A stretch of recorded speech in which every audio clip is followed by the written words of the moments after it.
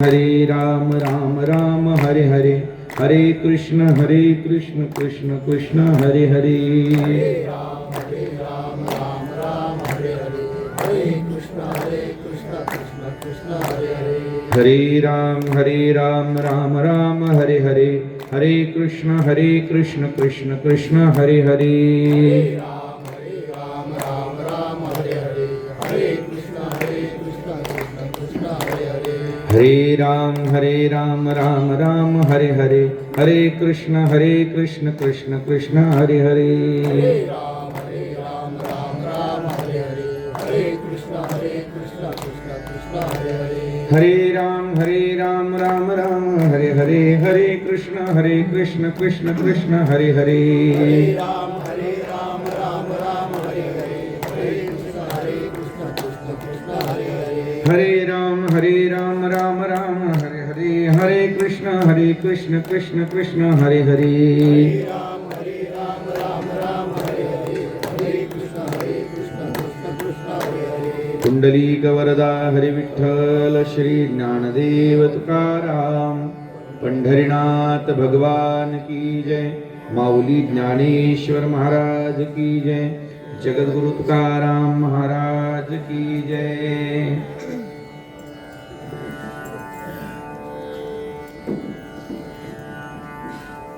आणि शरीर जात आगवे, हे नाशिवंत स्वभावे, म्हणूनी तू झुंजावे पंडुकुमरा। आणि शरीर जात आगवे, हे नाशिवंत स्वभावे,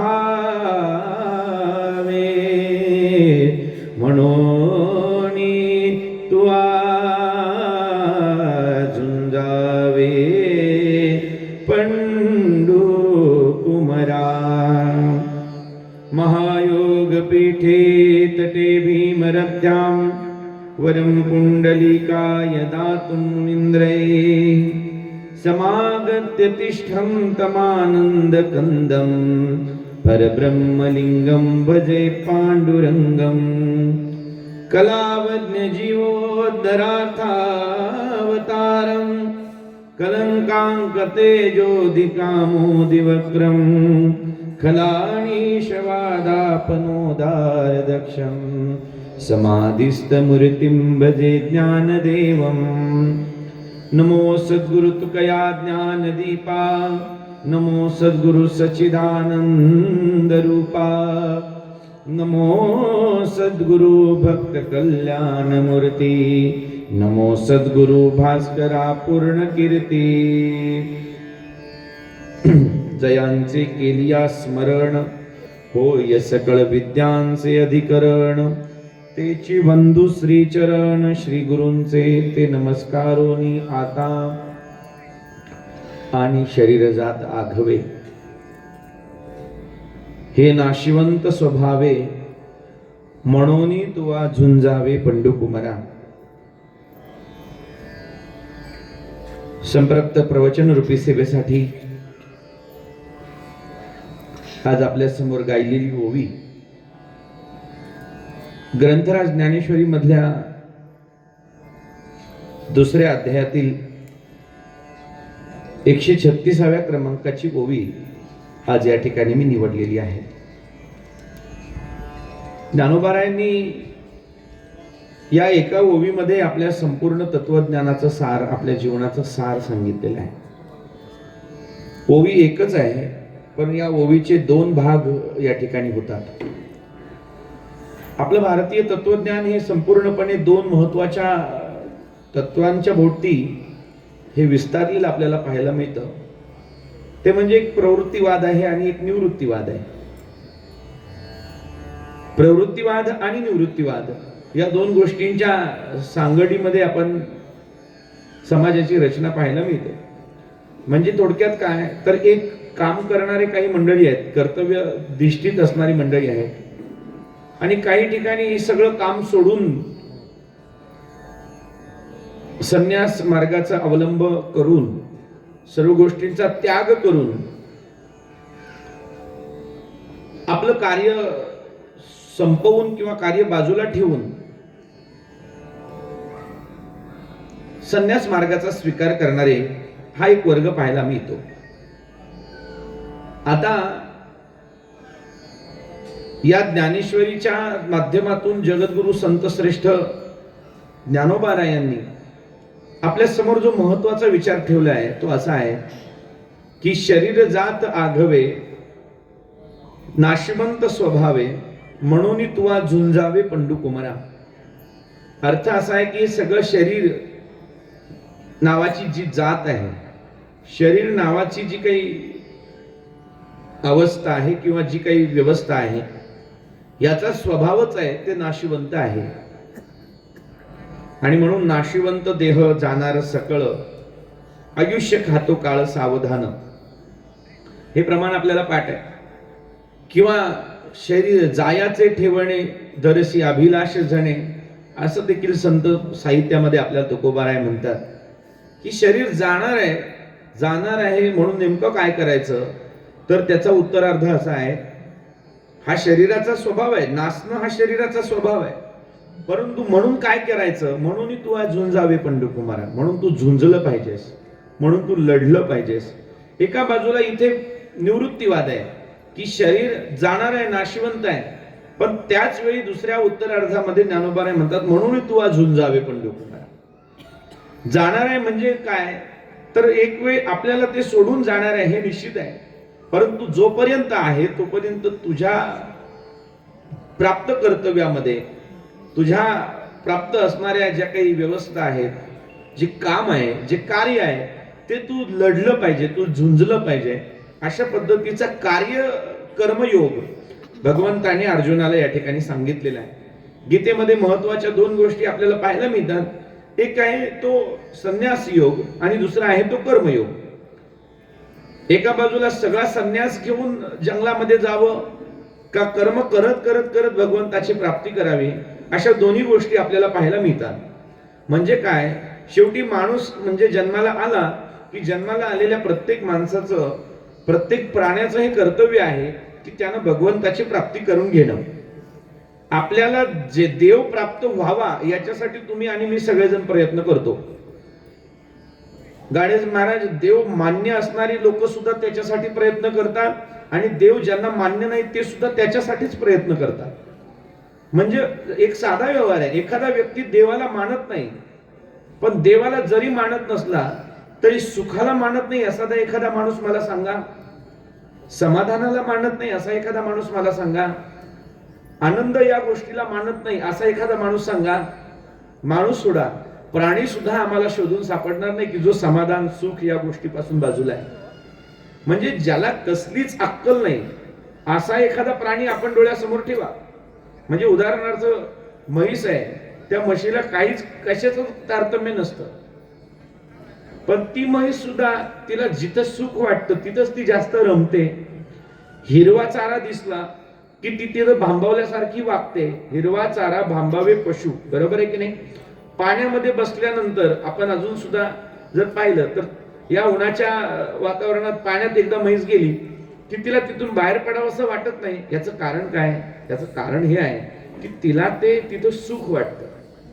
म्हणजे प्राण्यांना सुद्धा सुख वाटतं. आणि गणेश दादा, आपल्या सगळ्यांची ही आंतरिक प्रेरणा आहे की तुम्ही आम्ही सगळेजण सुखासाठी जन्माला आलेलो आहे, सुख उपभोगण्यासाठी जन्माला आलेलो आहे.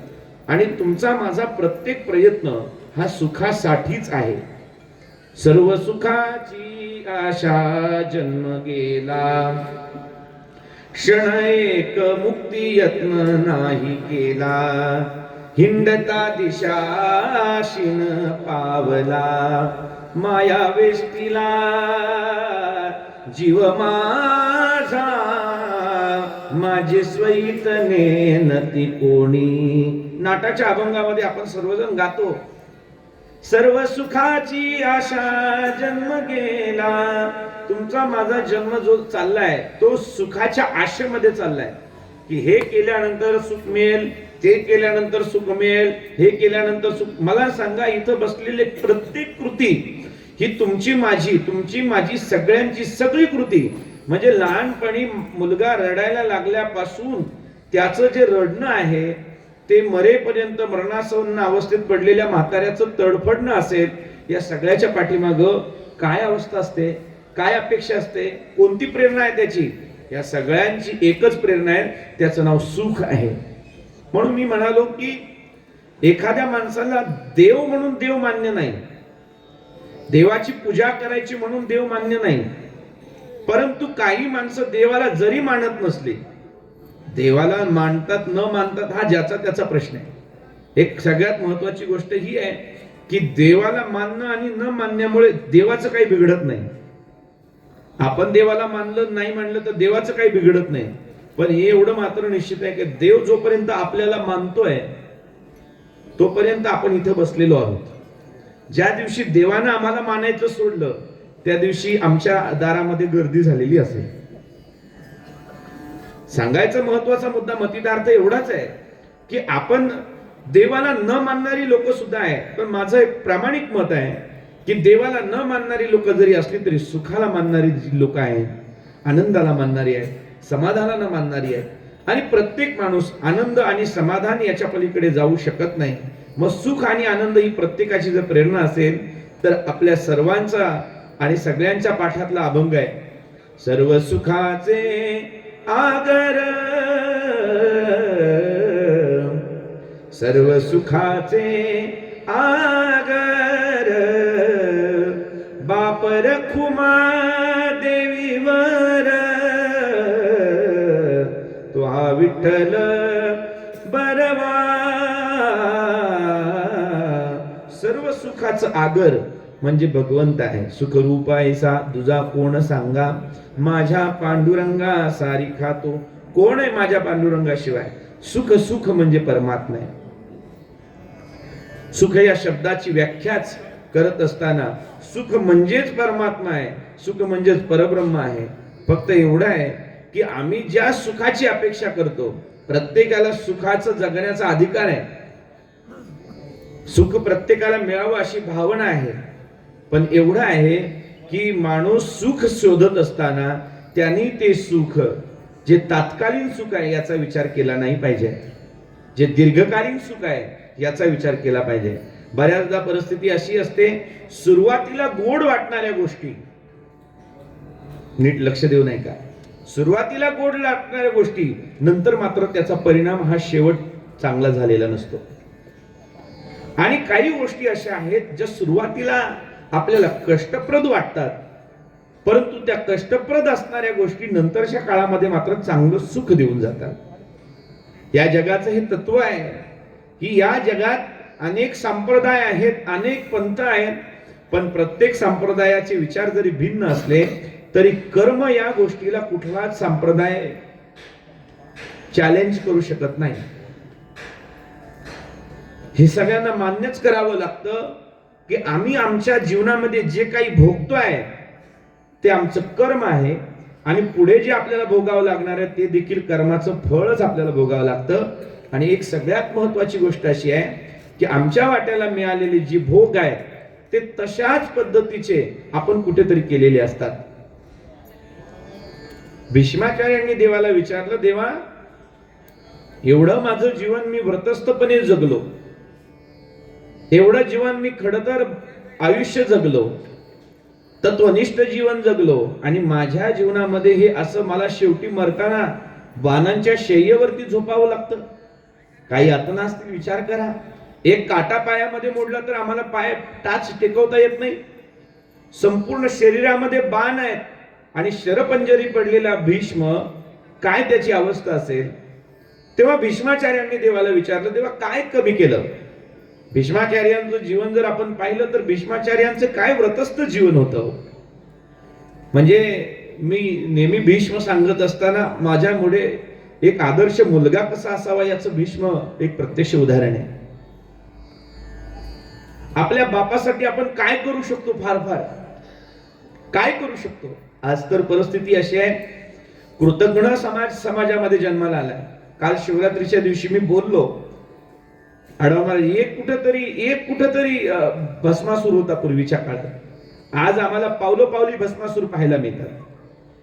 ज्यानं आम्हाला शक्ती दिली, ज्यानं आम्हाला वरदान दिलं, डोक्यावरती हात ठेवला की समोरच्या माणसाचं भस्म होईल, आणि यानं विचार केला दुसऱ्याच्या डोक्यावरती हात ठेवण्यापेक्षा ज्याच्यामुळे करावं लागतंय त्याच्याच डोक्यावरती हात ठेवतो ना रहेगी बास ना बजेगी बासुरी. मला सांगा, असा भस्मासूर म्हणजे एक होता पुराणात, आता घरोघरी भस्मासूर पाहायला मिळतात. ज्याने जन्म दिला त्यांना आम्ही वृद्धाश्रमामध्ये ठेवतो, ज्याने जन्म दिला त्यांना आम्ही एखादा कपाचा दांडा तुटल्यानंतर जसा आडगळीत फेकून द्यावा अशा पद्धतीने घरातली वयस्कर झालेली माणसं आम्ही बाजूला करतो.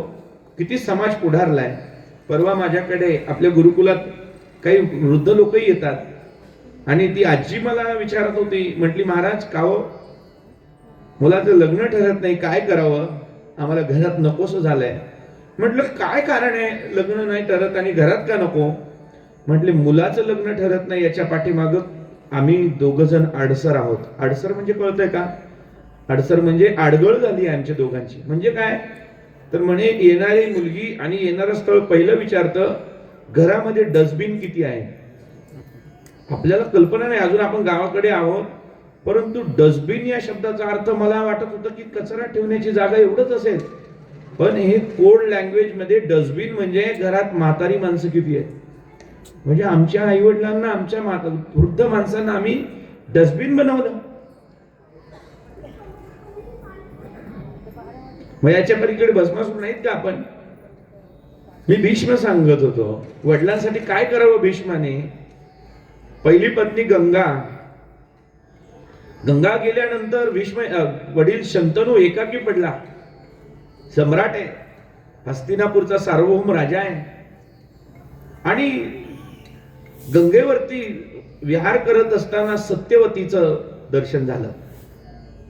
पाहिल्याबरोबर ती राजा होता तो, आणि राजानं पाहिलं ती सत्यवती, जिला पराशर मुनी, जे व्यासांची वडील आहे, त्यांनी तिला आशीर्वाद दिलाय की तुझं यौवन हे चिर यौवन असणार आहे. मत्स्यगंधा नाव तिचं पहिलं, आणि तू म्हातारीच होणार नाही असं तिला आशीर्वाद दिला. अशी सुंदर रूपवती पाहिली आणि शंतनू राजाच्या मनात बसली. राजा होता, काही गैर नाही, पण राजानं गंगा गेल्यानंतर तिला लग्नाची मागणी घातली. तिनं सगळं त्याचं बायोडाटा पाहिला आणि नाकार दिला, नाही लग्न करणार म्हणे. आता मला नाकार दिलाय म्हटल्यावरती त्याला आश्चर्य वाटायला लागलं. राजाला नाकार देणं काही साधी गोष्ट आहे का? ती आली आणि तो पुन्हा भेटायला गेला. तू का नाकार दिलास?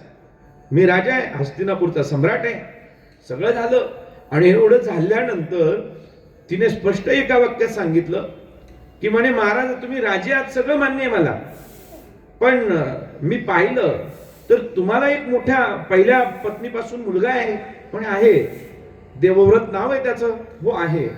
मग तो मुलगा असताना मी तुमच्याशी लग्न केल्यानंतर माझ्या मुलांना काय मिळणार? गादीवरती तर मोठा मुलगा या नात्यानं तोच बसणार, आणि तो बसणार म्हटल्यावरती मी काय करू माझ्या मुला, तुमच्याशी लग्न करून माझ्या मुलांना काय मिळणार आहे? झालं. आता भीष्माला तर देवव्रताला तर डावलता येणार नव्हतं. शंतनू राजा घरी गेल्यानंतर राजवाड्यामध्ये उदास दिसू लागला. 4 दिवस झाले, 5 दिवस झाले, आपल्या बापाच्या चेहऱ्यावरती काहीतरी काळजी आहे, काहीतरी चिंता आहे. म्हणून त्या देवव्रताने, ज्या भीष्माने थोडी चौकशी केली, त्याच्या लक्षात आला असा असा प्रकार आहे.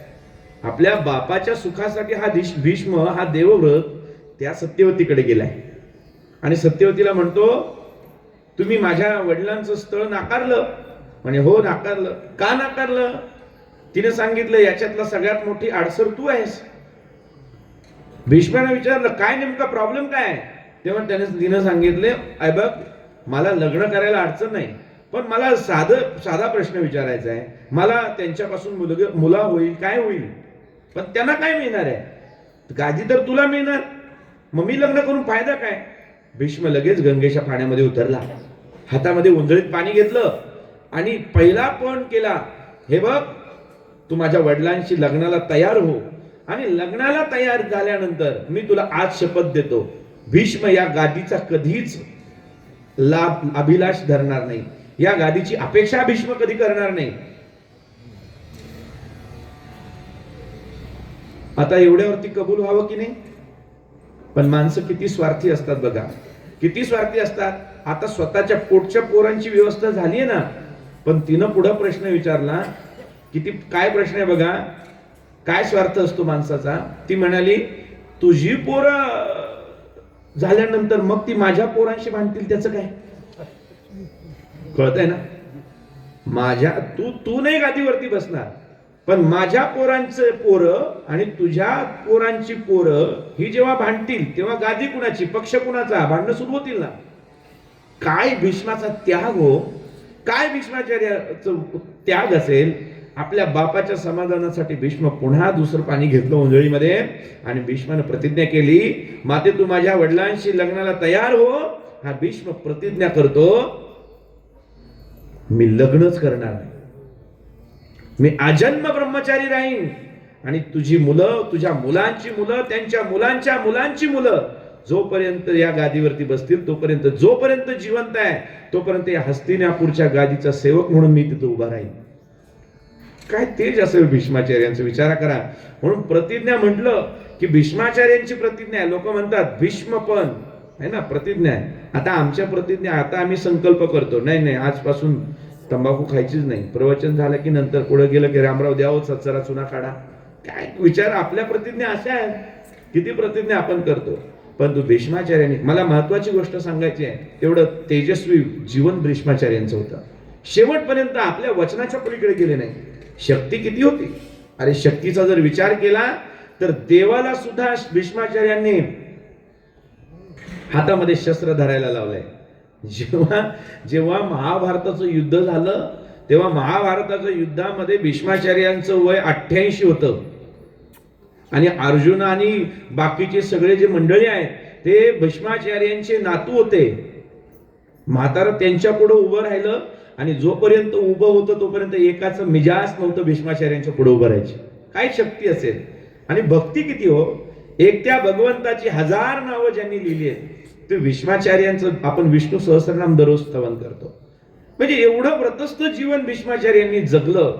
पण शेवट हे बघा, मी आज आवर्जून आपल्याला यासाठी सांगतोय, आमच्या जीवनामध्ये जे आज घडलंय, तर मला कधी आज सकाळी मगाशी प्रश्नच पडला की काय प्रवचन करायचं.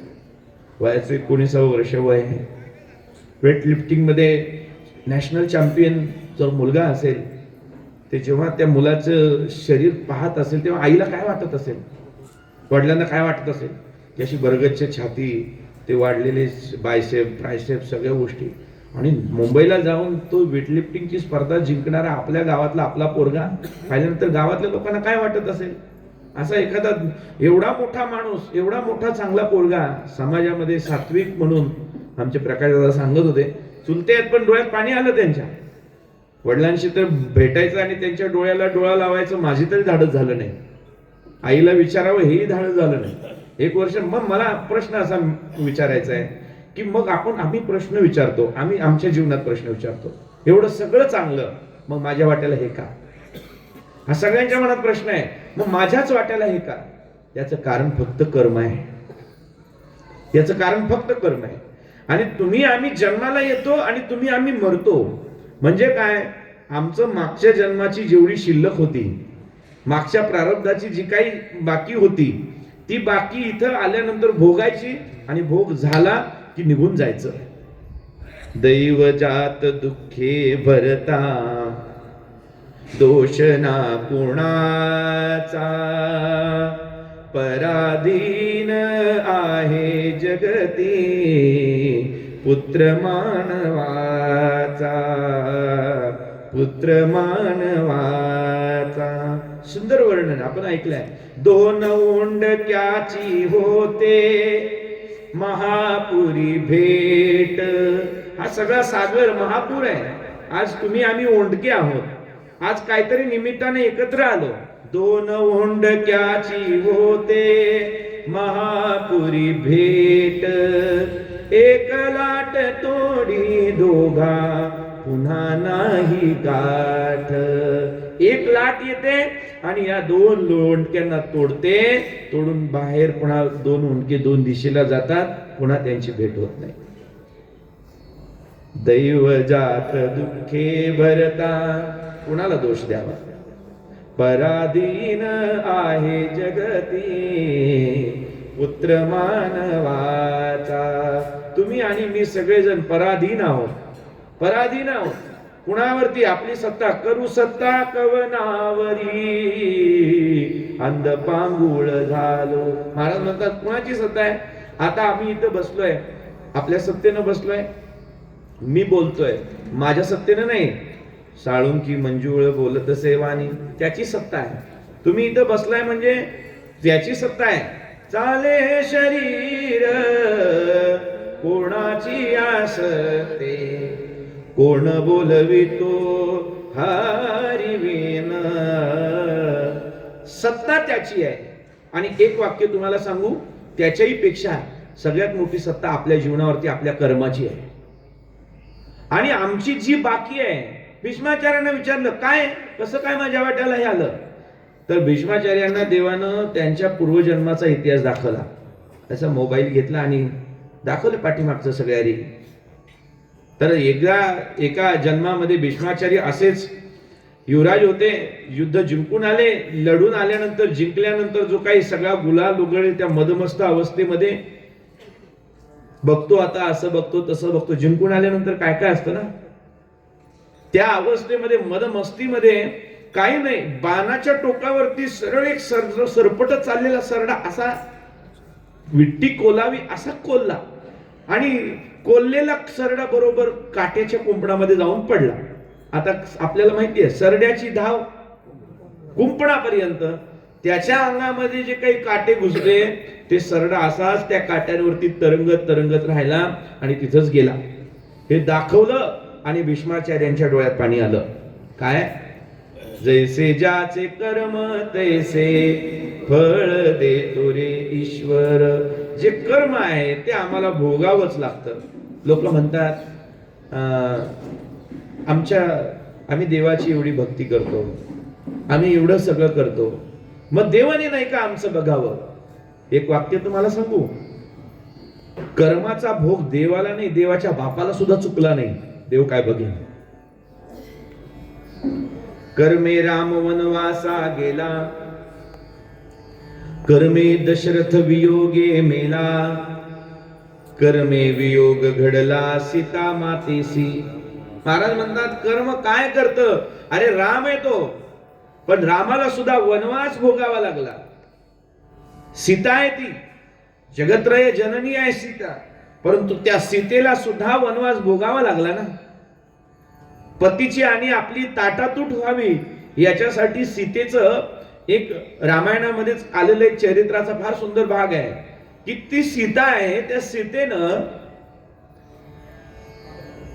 पोपट पाळला होता आणि त्या पोपटाला रामायण सांगता येत होतं. रामायण सांगत असताना त्या पोपटाने रामायण सांगायचं आणि सीतेला फार आवडायचं, परंतु सीतेला वाटायला लागलं की हा पोपट उडून गेल्यानंतर आपल्याला रामायण कोण सांगेल. आणि अशा वेळी त्या पोपटाची जी मादी आहे, त्या पोपटाची जी पत्नी आहे, त्या पोपटिनीला मात्र तिनं पकडून ठेवलं आणि त्याला सांगितलं की बघ मला माहिती आहे तू फिर, परंतु तुझ्या बायकोला मी इथं ठेवणार आहे का, की मला तू पुन्हा भेटायला आला पाहिजेस आणि माझ्याशी गोड गोड बोलला पाहिजेस.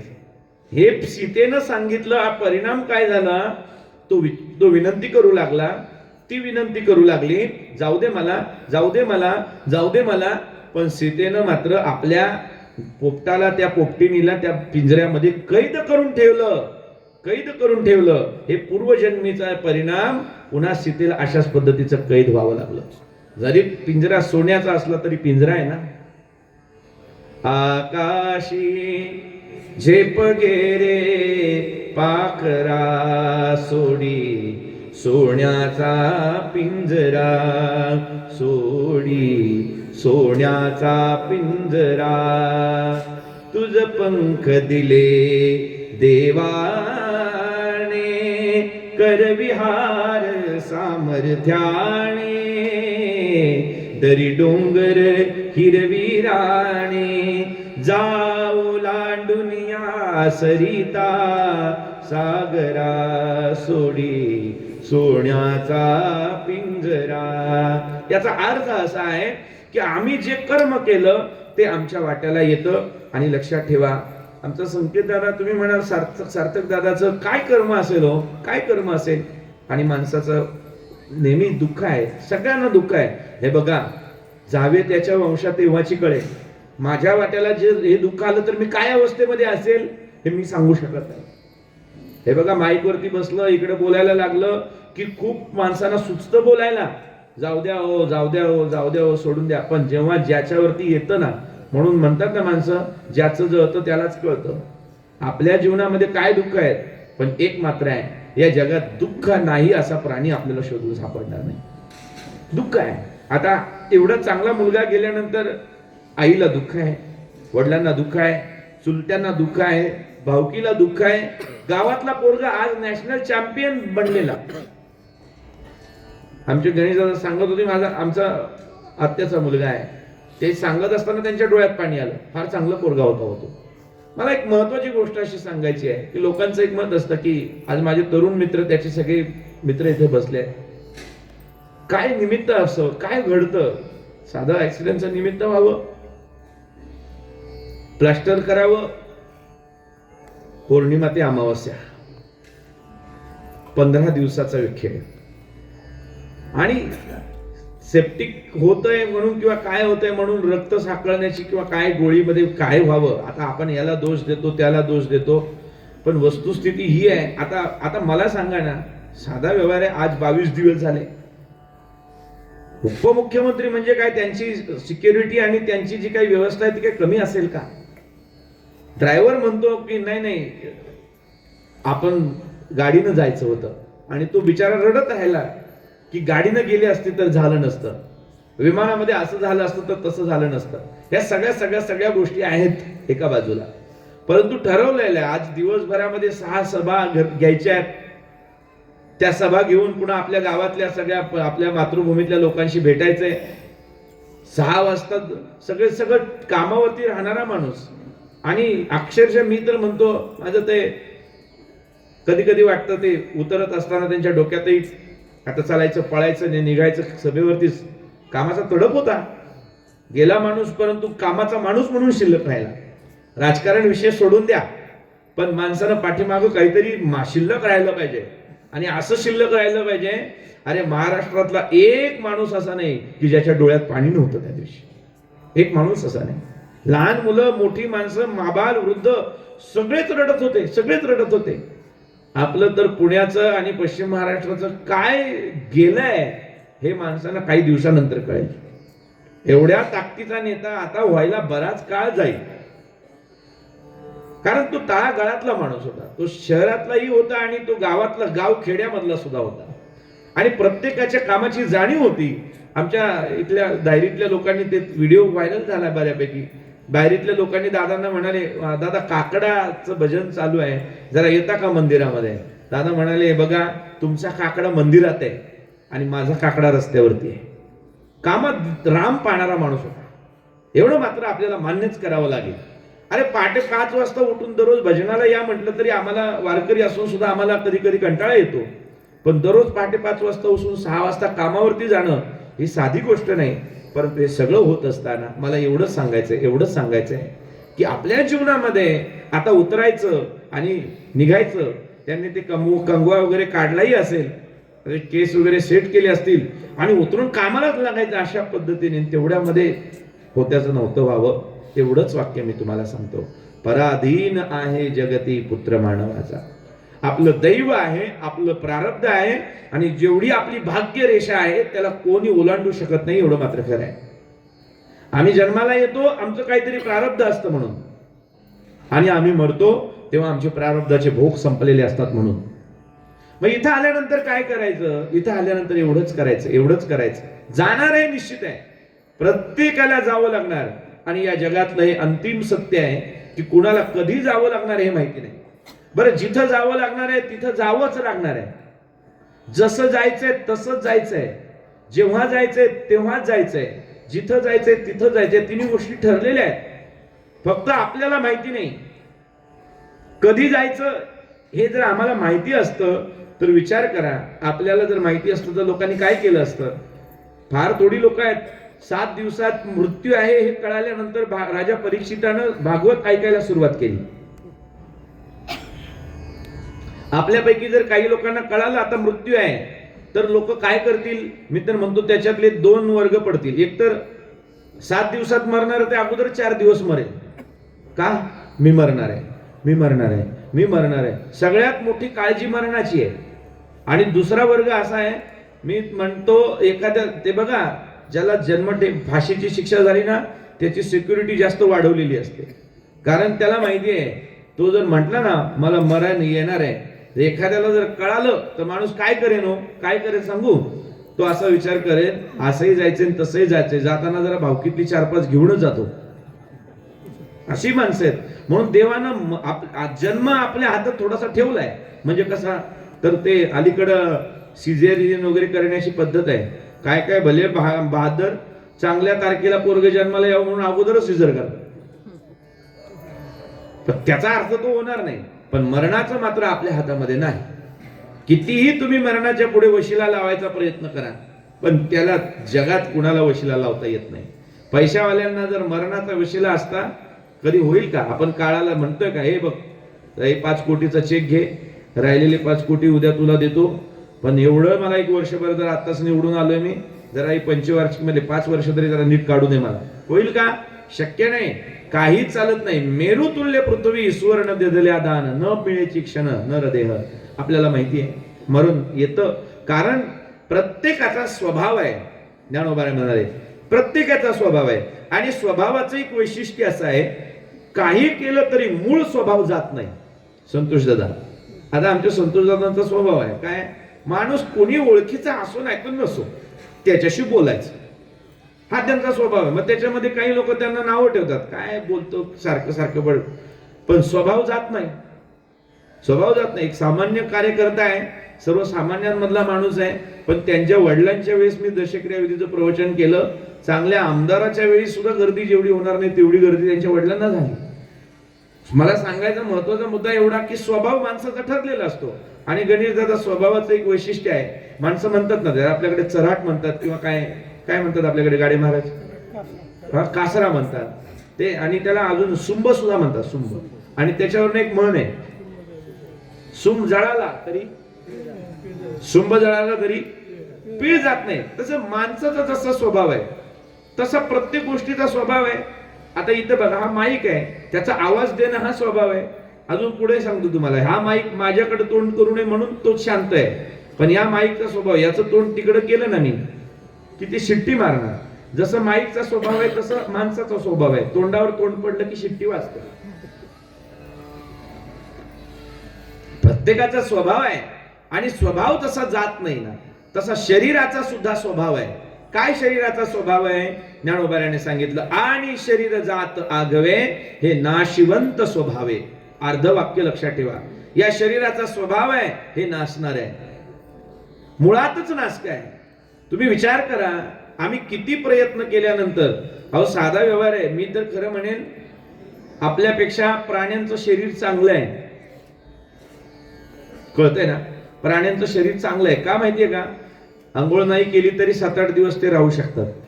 आपण एखाद दिवस आंघोळ न करता दुसऱ्याला सकाळी सकाळी रामकृष्ण हरी घाला जवळ जाऊन, काय होईल? तुम्ही रामकृष्ण हरी म्हणाल पण तो घरी जाईन डायरेक्ट. आपला शरीराचा स्वभाव एवढा आहे की आपण शरीर हे फाटका आहे, हे नासक आहे. आणि म्हणून देवाची भांडलेच ना नंबर आहे, कानोबा तुझी घोंगडी चांगली, कानोबा तुझी घोंगडी चांगली, आमाशी का दिली वांगुली रे, आमाशी का दिली वांगुली रे, कानोबा तुझी घोंगडी चांगली. अरे तुझी चांगली आहे, पण आमची कशी आहे? षडविकार षडवैरी मिळोनी तापत्रयाने विनली रे, षडविकार षडवैरी मिळोनी तापत्रयाने विणली रे, नवा ठाई फाटून गेली, नवा ठाई फाटून गेली, ती तू आम्हासी दिदली रे, कानोबा तुझी गोंगडी चांगली. चांगली आहे तुझी गोंगडी, आमची कशी आहे, अगोदरच फाटकं दिलंय की नाही. नवा ठाई फाटून गेली, 9 ठिकाणी फाटलेली आहे. अहो जन्माला येत्यापासूनच आपण नाशवंत या शरीरामध्ये जन्माला आलो. नवमास कष्टलासी, सगळं वर्णन आहे का काय आहे गर्भामध्ये. नाकी तोंडी कुर्म किडे, विष्ठाले पचोहूकडे, गर्भवासीचे दुःख गाडे, कवना पुढे सांगावे. आम्ही 9 महिने 9 दिवस राहिलो होतो. काय एअर कंडिशनचा बंगला होता काय. आजूबाजूला सगळा इष्टा लेप सगळं बाजूला ठरलेलं आहे. कुर्मी किडे आहेत, रव रव दुर्गंधी रे, आठवा अमंगळतेचा बाधा. काय आतमध्ये माझं एक, तुम्ही नुसतं युट्यूबला सर्च करा की नाथ महाराजांनी गर्भाशयाचं केलेलं स्कॅनिंग. शुभम दादा आता सोनोग्राफी वगैरे अलीकडे निघाल्यात, पण 500 वर्षापूर्वी नाथ महाराजांनी गर्भाशय कसा असतो याचं स्कॅन केलेलं आहे. आतमध्ये काय काय असतं हे तुम्ही फक्त नुसतं युट्यूब वरती टाका. मी छान त्या ओव्या सगळ्या आणि भावार्थ भागवतामधले आहे, त्यामुळे त्याचा अर्थही कळायची गरज नाही, सहज वाचलं की लक्षात येतं. काय बघा ना. पण आम्ही सगळेजण याच्यामध्ये असं आलोय. हे नाशवंत आहे हे खरं आहे, कारण या शरीराचा स्वभाव हे नाशिवंत स्वभाव आहे. नासणार आहे. तुम्ही कसंही ठेवा, कितीही ठेवा, तुला हिफाजत करले, तुला करे रखवाली, उड जाएगा एक दिन पंछी रहेगा पिंजरा खाली. सुफी संतांनी लिहिलं. एक दिवस याच्यामधला हा जाणार आहे हे निश्चित आहे. म्हणजे काय, या शरीराचा स्वभाव नासणं हा आहे.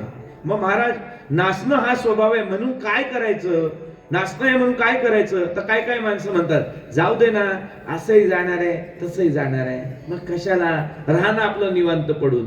हे संप्रदायाला अपेक्षित नाही, हे अपेक्षित नाही. महाराज समोर बसले आहेत. जाणार आहे ना, मग जाणार आहे माहिती आहे ना. जे जाणार आहे त्याच्याकडनं पहिलं आपलं काम काढून घ्यायचं. लोक म्हणतात हे शुभम आले पटकन यांच्याकडनं त्याचं आपलं काम का, तो किती वेळ माहिती नाही, तो पटकन निघून जातो. पटकन त्याचं काम आहे का, ज्याचा स्वभाव जाणार आहे माहिती आहे त्याच्याकडनं पटकन काम काढून घ्यायचं. कळतंय ना. ज्ञानोबा काम काढण्यासाठी वेळ नाही लावला, 16व्या वर्षी तर काम काढून घेतलं आपलं. घेतलं की नाही घेतलं. या शरीराच्या माध्यमातून हे मिळालंय आम्हाला. पण या शरीराचे 4 वैशिष्ट्य आहेत. एक पहिलं, जे मिळाले ते बऱ्याच जन्मानंतर मिळाले. अनंत जन्मांती जन्मदासी नरा, देव तू सोयरा करी आता. जे मिळालंय ते परत मिळेल याची शाश्वती नाही. आता मागुता येईल फेरा, हे तो न घडे या नगरा. पुन्हा मनुष्य देह मिळेल सांगता येत नाही. तिसरी गोष्ट, जे मिळाले बऱ्याच जन्मांनी मिळाले, जे मिळालंय ते पुन्हा मिळेल याची गॅरंटी नाही. जे मिळालंय ते किती काळ हे माहिती नाही. क्षणभंगूर नाही भरवसा, वारे सावध तोडा माया आशा. आणि जे मिळालंय ते नाशिवंत आहे. या 4 गोष्टींचा विचार करून आपण आपल्या जीवनाकडे पाहिलंय. जे मिळालंय ना याची गॅरंटी नाही. किती काळ आपल्या हातामध्ये, मला सांगा किती काळ आहे. मी नेहमी सांगतो, आपण ऐकलं असेल पण पुन्हा पुन्हा सांगायचा मोह होतो. जीवन किती आपल्या हातामध्ये, किती आपल्या हातामध्ये, किती वेळ आपल्या हातामध्ये. बोला, इथं बसलेला माणूस, आता मी माझं प्रवचन झाल्यानंतर आमची काही पुढची कामं आहेत, विद्यापीठात जाणं हे ते सगळ्या गोष्टी ते करता येतील आणि मी जाईल तिथे, होईल. तुम्ही इथं बसलात, अरे नाही सांगता येत, नाही सांगता येत. का नाही सांगता येत? एक तर क्षणभंगूर आहे, आणि दुसरी गोष्ट जग कुठे गेलंय. लाईफ बिटवीन 60 सेकंड नावाचं एक पुस्तक आहे. 60 सेकंदाचं आयुष्य तुमच्या माझ्या हातामध्ये. याचं सायंटिफिक कारण मी तुम्हाला सांगतो. आज जगामध्ये असे 9 राष्ट्र आहेत की ज्यांच्याकडे अण्वस्त्र आहेत, अणुबॉम्ब आहेत. आणि अणुबॉम्ब, एक अणुबॉम्बची अशी पॉवर आहे, एक डागला, अरे 1942 ला त्या हिरोशिमा नागासाकीवरती डागला तर सगळं शहर बेचिराग झालं. तो 42 चा काळ आहे. आता तर एवढं डेव्हलप झालंय, एक अणुबॉम्ब एवढा विस्फोटक आहे, एखादा जरी डागला तर सगळ्या जगाची माती होणार आहे, राख होणार आहे. आणि दुर्दैवाने हे सगळे राष्ट्र एकमेकांशी भांडतायत. मला सांगा, त्याच्यातल्या एखाद्यानं डागला तर आपलं प्रवचन होईल काय? एवढं क्षणिक आहे, एवढं क्षणिक आहे. आता कोरोनाचा काळ आपण पाहिला ना, कुठून आलं काय झालं दिसत तर नव्हतं, पण सगळ्या जगाला वेठीस धरलं होतं. म्हणून एकच लक्षात ठेवायचं की किती वेळ आपल्या हातात आहे माहिती नाही, पण जेवढा वेळ आपल्या हातात आहे तो आपल्या हातात आहे, तो वेळ आपण सार्थकी लावला पाहिजे. जेवढा वेळ आपल्या हातामध्ये आहे त्याच्यामध्ये आपल्याला काहीतरी चांगलं करून दाखवता आलं पाहिजे. क्षण आपल्या हातामध्ये नाही, क्षणभर सुद्धा आपल्या हातामध्ये नाही. महारथी राजा कर्ण सकाळी ओसरीवरती दाढी करायला बसलेला. त्याचा एक स्वभाव होता, मी जसा स्वभाव सांगितला त्याचा कर्णाचा स्वभाव होता. दारात आलेला याचक कधी विनमुख जाऊ द्यायचा नाही. आणि कर्णाच्या दारामध्ये सकाळी सकाळी एक भिक्षुक आला. भिक्षाम देई आवाज आल्याबरोबर ती कर्णाचे डोळे बंद होते आणि ते बंद डोळ्यानं त्यानं ती दाढी करण्याची पाण्याची वाटी भिरकावली. जी दाढी करण्याची वाटी त्या बरोबर त्याच्या दिशेला गेली, भिक्षू पात्रामध्ये पडली. त्यानं ते पाहिलं, आशीर्वाद दिला. दाढी करण्याच्या पाण्याची होती तरी ती कर्णाची होती हे आपलं लक्षात आलं पाहिजे. आपली असती तर त्यानं ती परत फेकून मारली असती, कारण आपली रबराची नाही तर प्लास्टिकची. त्याची ती सोन्याची वाटी. भिक्षुक समाधानी झाला, निघून गेला. पण समोर बसलेल्या राजनाभिकानं मात्र कर्णाला हटकलं. म्हटलं, महाराज एवढे वर्ष तुम्ही दान करताय, पण तुम्हाला दानाचे काही नियम माहिती आहेत का नाही? बरं, आता हे कोण म्हणताय आणि कुणाला म्हणताय? गाणे महाराज, आता जिकडे तिकडे जगात हे चाललंय, कोण कुणाला काय तत्वज्ञान सांगेल याची गॅरंटी नाही. जाऊ द्या, सोडा. पण कर्ण माझ्यासारखा नव्हता, तू तुझं काम कर. कर्ण म्हणाला, मित्रा दान करतोय पण नियमाचा कधी विचार नाही केला, काही चुकत असेल तर मला सांग. तो म्हटला, महाराज दान करताय चांगलं आहे, पण डाव्या हाताने दान करू नये हा शास्त्राचा नियम आहे. आणि तुम्ही डाव्या हाताने वाटी भिरकवली. कर्णानं दिलेलं उत्तर फार सुंदर आहे. कर्ण म्हणाला, मित्रा डाव्या हाताने दान करू नये हे मला माहिती आहे, पण माझ्या डाव्या हाताची वाटी उजव्या हाताला घेईपर्यंत जर माझा प्राण निघून गेला असता तर माझ्या दारात आलेला याचक विनमुख गेला असता. तो विनमुख जाण्यापेक्षा डाव्या हाताने का होईना त्याच्या पदरात काहीतरी दान पडतं याचं मला समाधान आहे. मला सांगायचा महत्वाचा मुद्दा आहे, तो महारथी कर्ण आहे, त्याच्या कानात अजूनही कवच कुंडल आहे, तरी तोही म्हणतो की माझ्या डाव्या हाताची वाटी उजव्या हाताला घेईपर्यंत माझ्या प्राणाचा भरोसा नाही. आता आम्ही तर फार पुढच्या वर्षाच्या तारखा डायरेक्ट लिहून घेतल्या. मग हे का? याचं कारण आहे. याचं कारण उत्तरार्धामध्ये आहे. हे नाशिवंत स्वभावे हे निश्चित आहे, अर्धी ओवी आहे, शरीर जाणार आहे. आणि उत्तरार्ध असा आहे, म्हणून तू झुंजावे पंडू कुमार. संपूर्ण भारतीय तत्वज्ञानी एका ओवीमध्ये ज्ञानोबांनी सामावलेलं आहे.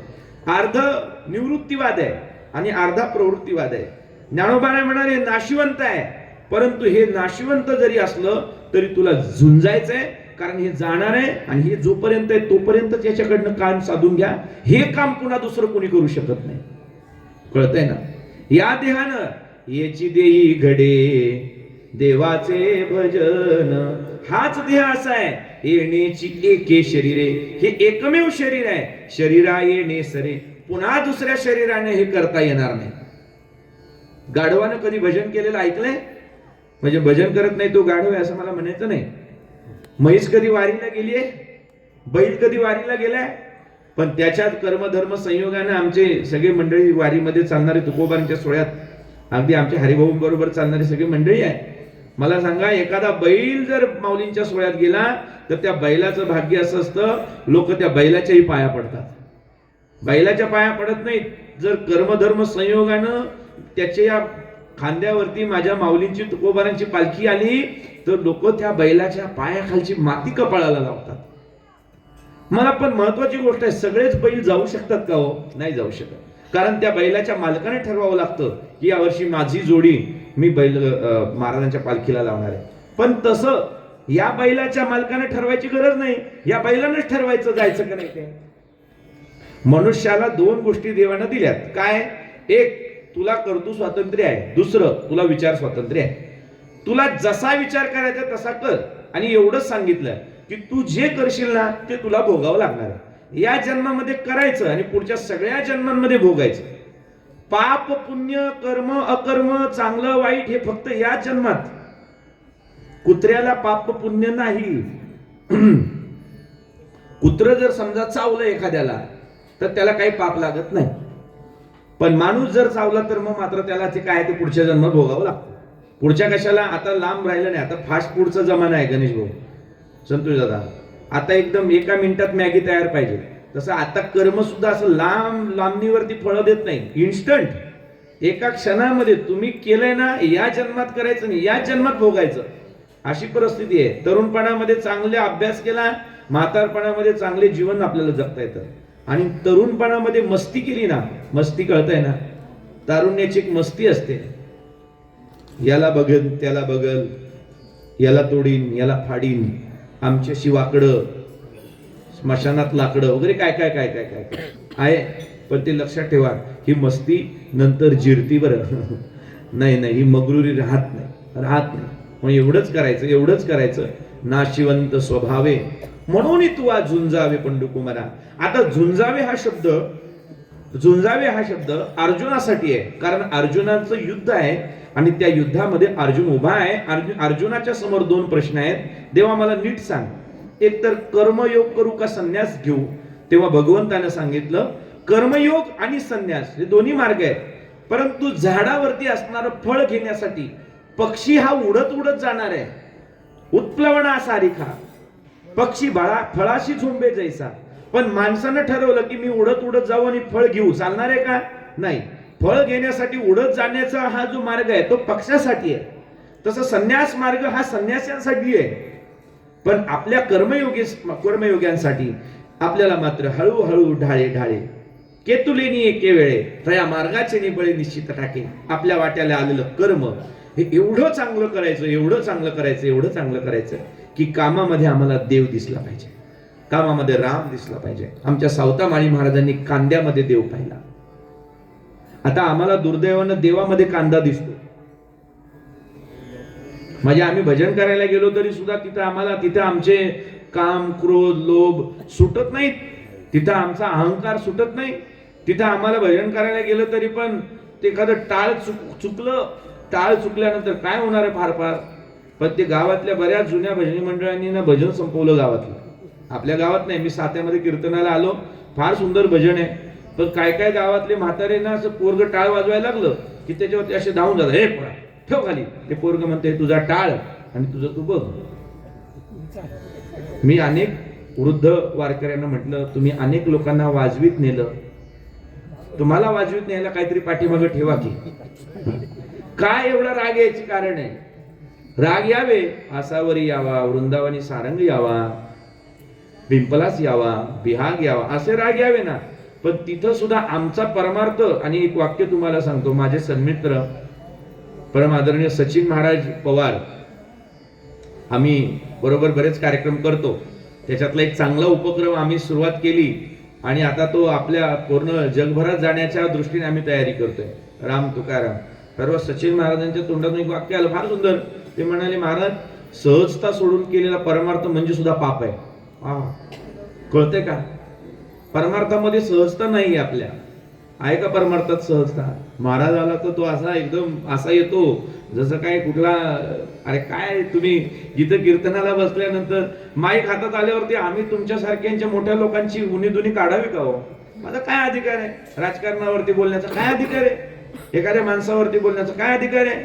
अरे मोठी माणसं आहेत ती. आपण इथं लागून या पाया विनवितो तुम्हाला एवढंच बोलावं. आता हे काही शिव्या दिल्या तुकोबारांनी म्हणून आपण द्याव्या का?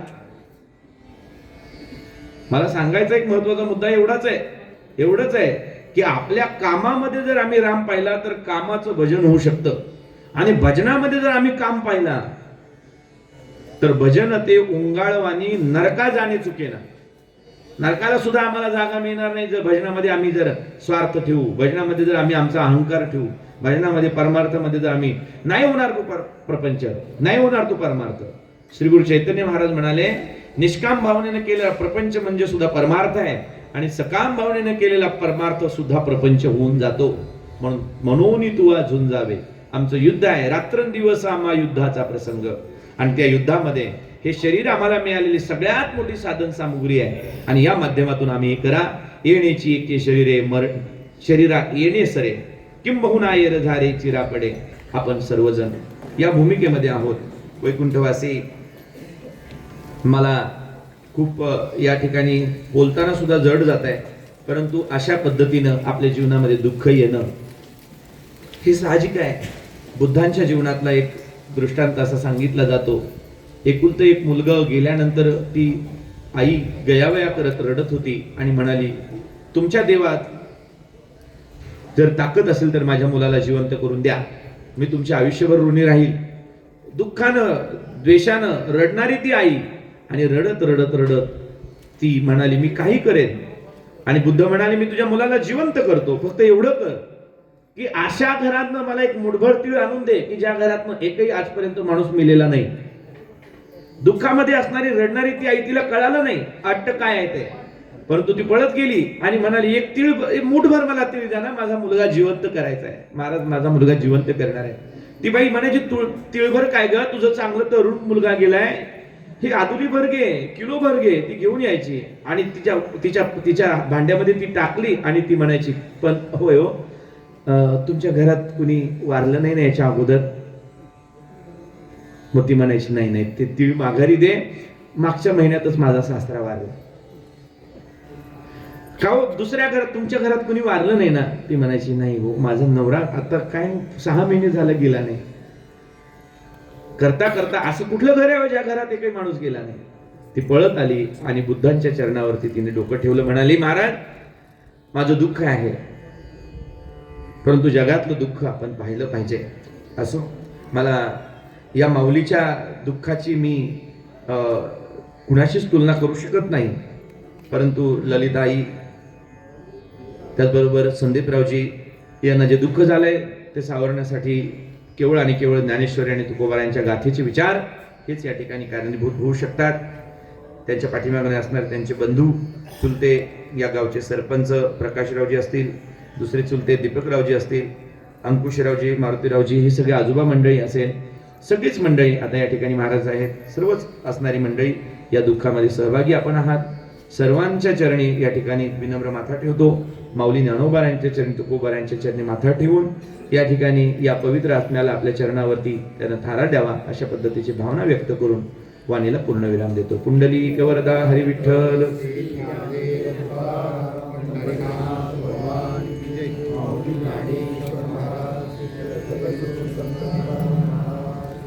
शेवटची विनवणी म्हणतो आणि जर थोडीशी माझी मर्यादा आहे त्यामुळे मी पुढे निघतो. बाकीचे सत्कार आणि आपण नंतर करूया.